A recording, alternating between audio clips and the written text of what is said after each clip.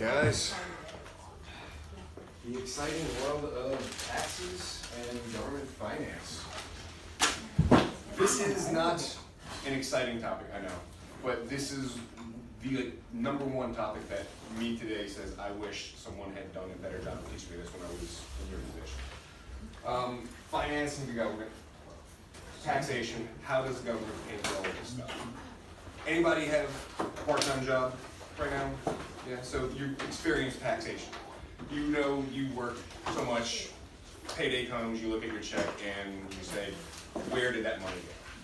That's what taxation is. What do you think your taxes go to? When somebody says taxation or your taxes, where do y'all think that is going towards? Social Security. Social Security, that's a big one. Healthcare. Yeah, healthcare. Absolutely. Police, good, yeah. Military spending, Social Security, infrastructure, roads, hospitals, things like that, first responders, police, all that is taxation. Let's hit the next slide, please. Okay. How much money does the U.S. government need each year to function? That is called the budget. Our budget right now is $3.1 trillion a year. Trillion with a T. That is a whole lot of money. Primarily, that is going to come from taxes. Now, the budget is set by the president. I think we're going to get that in a few more slides. The budget is set by the president, and essentially what the budget is going to do is just have the president dictate how he thinks we should spend our money. So we're getting all our taxes in. We have about $3.1 trillion to spend. That fluctuates based on interest, based on inflation, based on what Congress decides. But the budget is going to be set by the president. Money, taxation, we all know that comes from us, that comes from our paychecks, that comes from companies, but where else do you think the government might get some money besides just taxation? Trade. What was that? Trade. Trade? Yeah, absolutely. Trade with other countries, trade between the states, all that is taxed as well, and all that generates income. Next slide, please. Fiscal policy is essentially just talking about all of the budget process and raising, lowering taxes. So when the government is talking about our fiscal process, when Congress is making notes on how we should be spending our money, that is all our fiscal policy. You're going to have to know two different things for the AP test. One is going to be fiscal and the other is going to be monetary. And they both sound very close alike, but fiscal is taxes, monetary is the economy, and what the government has to do to maintain the value of your money in the economy. So we'll talk about that another day. All right, so we already talked about this. The president is responsible for the annual budget, how much will be needed, what programs will be funded. This is bringing up a really good topic right now because in the news constantly for the past few months, there's been a lot of talk about the budget concerning primarily the wall. So Congress is responsible for funding these programs or not. We saw very recently that when Congress and the president were not able to come to an agreement over the budget, the government kind of shut down. There's different levels of that. This past shutdown was a small-ish shutdown overall, but it was also the longest one that we've ever had. We've had larger shutdowns that have gone less time. So if the president's budget is not up to par with what Congress thinks is the proper avenues for the country to be taken based on what their voters, what their constituency is putting them in office for. So if I'm a congressman and I run on an anti-wall policy, then of course whenever the president sends a budget to my desk that has a large amount of money set aside for a wall, and I was voted on specifically not building a wall, I'm not going to vote for that. Congress and the president have a lot of different ways of figuring these out. It goes first from the House of Representatives to the Senate, and then to the president, and there's a lot of negotiation there, and we're seeing a lot of the president working closely with senators and congressmen to try and really push his agenda forward. We're also seeing a lot of pushback, and that is what Congress, one of their primary responsibilities is the power of the purse that comes from the appropriations clause. That gives Congress the ability to fund the programs or not fund the programs. So Our budget's around $3.1 trillion a year. We spend pretty much that. And as you can see here, Trump is proposing a whole lot of an expansion in the budget for next year. So that is coming to a head in the next few weeks. We'll see. There very well might be another shutdown coming soon based on that, because Trump does want a lot of money for another wall, and we just saw what happened recently the last time we went for that. Next one, please. 16th Amendment, power tax income appropriations clause. That is what gives Congress the right to tax our income. Before that, we were paid primarily on just what we bought. That was a big point of the Revolutionary War, that things were being taxed in the colonies, but the colonies didn't have a say in England. In 1913, we changed that to where Congress can now just tax our income, and income tax is one of the primary sources of taxes that we'll get, and one of the primary sources the government will fund itself. Next one, please. All right. Pay for all the programs and services it provides, the government needs to collect revenue. That's what we were just talking about, income tax, payroll taxes. So the income tax, we just saw that video. April 15th, tax day is coming up in just about a month, so everybody that does earn an income has to fill out a bunch of different forms, send them in saying how much money you earn, how much money you pay, all things like that. And hopefully, after a few weeks, you get a nice little refund saying that you paid too much in taxes. Good luck. Payroll taxes, that is what we were talking about when I first started talking. That's the money that's taken right out of your paychecks. Very annoying, but it does go to funding all those things that we listed in the beginning of the talk.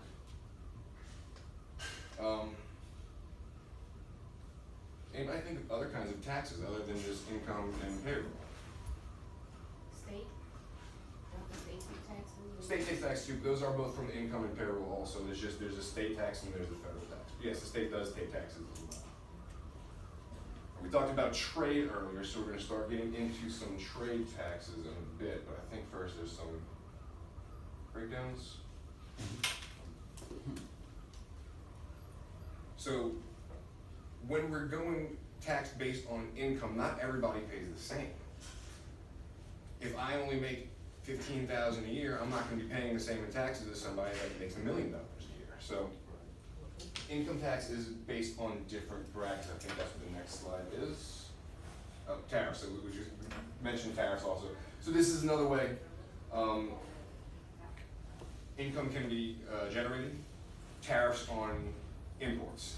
So right now we're going through what's kind of called the trade war. Trump has instituted tariffs on steel, aluminum, things like that, in order to raise the prices of imported goods to incentivize American consumers to purchase American. So if there are two, let's say, washing machines, one that's American made and one that's made in Japan, the one that's made in America, they both would cost $1,000, but with an increased tariff on washing machines, that Japanese washing machine now might cost me $1,100 as opposed to the $1,000 American washing machine. So that would incentivize me to buy American. The only problem with this is that there's absolutely nothing that would stop the other country from imposing a tariff on what we import. So we put a tariff on washing machines, and then Japan in turn puts a tariff on cars. We make cars, they make cars. So then someone in Japan wants to buy either a Honda or a Ford that would have been the same price, but Japan has since instituted another tariff that will increase the price on the American-made cars there, so that will incentivize them to buy local there. So that's one problem with tariffs. If we impose a tariff on one country, they might impose it right back on us. And when that escalates, that's what gets into a trade war, which is what people are saying we're in with China and a number of other countries right now as well. So you can see a good example down here. American-made cloth costs $4 a roll. British costs $5 a roll in the United States. Vice versa. Pretty much the same thing I was just talking about. Making sense, guys? I know, like I said, it's complicated, it's boring, but it's important. Next slide, please. All right, these are the different kinds of taxes that we started talking about. Progressive tax. that is based on your income. So like I was saying before, if I make $15,000 a year, I'm gonna pay a different rate, a different amount of money than somebody that makes $1 million a year. Regressive tax, the amount paid represents less money to the rich and affects the poor people more. So that issue, if I make $15,000 a year, same example, somebody else makes $10 million a year, $1 million a year, I'm paying 10% in taxes, that's $1,500. That's a significant portion of that income. Somebody that's making $1 million might pay 2 to 3 times what I'm paying in taxes, but that would still leave them with $600,000 to $700,000 if they're paying that equivalent percentage of taxes. So even though they're paying a higher percentage, the actual spending amount, the actual power of the dollar is going to remain still in favor of people that have a higher income. So that is one of the drawbacks of progressive tax. It affects poor people more. A proportional tax, that would be this, everybody pays the same tax rate, but that's kind of the same problem that we have with the regressive issue, is that if I'm paying 15% in taxes and somebody's making $1 million and paying 15% in taxes, it's going to affect me a whole lot more than it's going to affect them. Think of the causeway, for example. Do they, Right. it costs $5 to cross the causeway. If I'm making minimum wage, that $5 represents a significant amount of what I make in an hour. But if I'm making $30 an hour, that $5 doesn't really hurt me all that bad. Exactly. There are plenty of instances that you can hear about, celebrities, musicians that will go out and they'll have a night at a restaurant, at the club with some friends, and they'll drop more than I make in a year. So if they're being charged just a little bit more taxes than I am, it ideally will work out that they're still not going to lose any of their spending power because of that. Now I think we're getting into some of the actual tax brackets on the next slide. Yeah, so here are the tax rates based on a percentage compared to your income. So if you are making the national average income is about $55,000 a year right now, that would put you being taxed at 25%. So that means at the end of the year, your income tax is taxed 25% of what you make. So if you made that $50,000, that would be $10,000 is taxed total. Goes up and down. So like I was saying, up to 40%, that's a significantly large tax, but that's if you're making over almost $500,000 a year. Take almost half of that, and that person's still going to net over $200,000 a year, while 25%, which is a significantly lower tax rate than this, from a person that's making $55,000 a year, they're going to be left with $45,000. This person's still going to have over $200,000. So the spending power is what you really want to look at when you're talking about taxes, or at least the differences in tax rates based on income. Next one, please. More breakdown of taxes, federal taxes. This is based on 2010. I think these numbers are slightly different now. Maybe not. That looks pretty right. Who here thinks it would be a problem to be in that 35% tax bracket?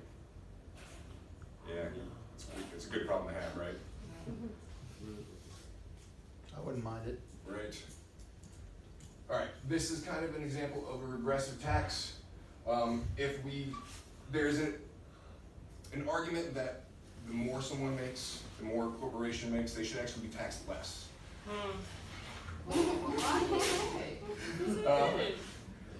Basically, kind of what we were saying, the whole actual dollars representation. So if I'm making $15,000 a year and I'm taxed 10%, someone's making $1 million a year and I'm taxed 40%.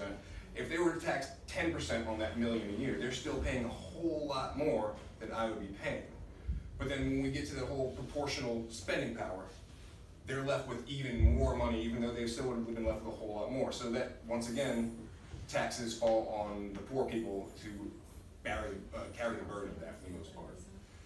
So that was what that regressive tax is trying to get at, that some people want lower taxes for the poor, for the rich, because a lower percentage of a higher number is still a higher actual number than we're going to be spending. Yeah, but that's all I got. Exactly.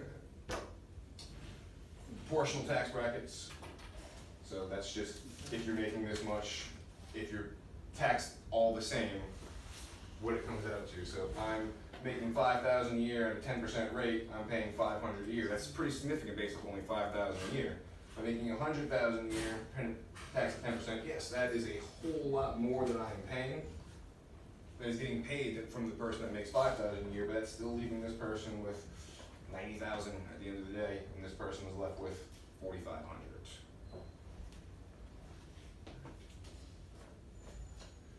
Fair tax. This has been talked about for a while. There is a decent chance that in our lifetimes we might see a significant move towards this. One issue with taxation is it always is going to have some people benefit without paying into the system, and that's just an unfortunate side effect of society. Children, little kids don't pay taxes, but they can still go to the doctor, they still use the roads, they still use the hospitals, all of that. Undocumented immigrants, criminals, convicted felons, a lot of people don't pay taxes, but they still are entitled to use the amenities and services that are provided to all of us. If someone is in a bad car accident just because they didn't pay their income taxes last year, if I'm a doctor, I can't not help them. So a fair tax is going to supposedly try to balance this out, and that would get rid of income tax completely. So we're not going to be taxed on what we make, we're only be taxed on what we spend. The reinstitution of a sales tax with a much larger sales tax. So that would kind of equal things out. The person, once again, I'm using a $15,000 or $1 million example. Person with making $15,000 a year, that would benefit them a whole lot if they're only taxed on what they spend, because they don't have a whole lot of spending power to begin with. So they're going to be paying into the system equivalent of what they take from the system. A person with more money is also going to do the same thing. They're going to spend a whole lot more, so they're going to pay into it a whole lot more, but it's not based on what they earn, only based on what they, what they spend, what they contribute to society. So everybody pays. There's no more loopholes. The rich pay more. We don't have to file taxes, which I can tell you guys, that is going to be the worst part of being an adult once you get out of here. The bad part is, just because in theory it works, doesn't mean that someone that is a Bill Gates level wealthy won't just buy ramen for an entire year and not spend any of his money. Rich people are usually pretty good about not spending money if they don't want to. That's how they get a lot of money sometimes. So the drawback here is if we raise sales taxes on everything to try and use that to fund everything, and everybody stops going to the store because of that, then we don't get money. And with the government doesn't get money, things start grinding to a halt. We can Fair tax. Alright. Bonds, this is borrowing money, specifically from other countries. When we talk about this is one of the ways of getting income. So, when we borrow money, and this isn't just government, this isn't from government to government, this is going for anything, but when a government borrows money from another government, it's paid back at an interest, and that is usually a pretty high interest. You can see a $50 bond becomes $100 paid back after a certain amount of time. It's not immediate. If I borrow $100 from China and I pay them back tomorrow, it might be $100.01. But if I pay them back in 10 years, I might owe them $200. So, Excuse me, do you have Tarion Banks? I do. Yes? Thank you. What? So, all countries spend and borrow money from each other in one way or another, whether that is actual loaning of money, which that doesn't happen so often, it did after World War II a whole lot, or more like selling real estate and buildings and businesses in other countries. But there's always going to be some trade going between countries, and that is also going to be another way for countries to gain income and bolster the budget. Questions on bonds, guys? And that's kind of complicated. That's, we can pull up a quick video if you want, just for the fun of it. Yeah, go ahead.